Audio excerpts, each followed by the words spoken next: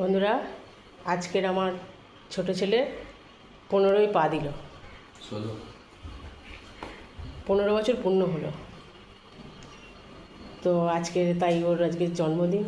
তো আজকের আমি কী আয়োজন করেছি একটু দেখো। ভাত, পটল ভাজা, ফুলকপি ভাজা, মাছ ভাজা, আলু ভাজা, শাক ভাজা, 5 রকম ভাজা। চাচাও ভালোবাসে। ডাল আর মাছের মাথা। ও মাছের মাথা খেতে ভালোবাসে।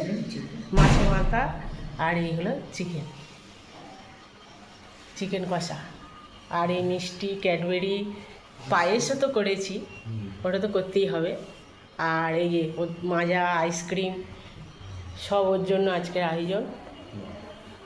তো বন্ধুরা, ওকে আজ একটু আশীর্বাদ করবেন যাতে ও একটা ভালো মনের মানুষ হতে পারে।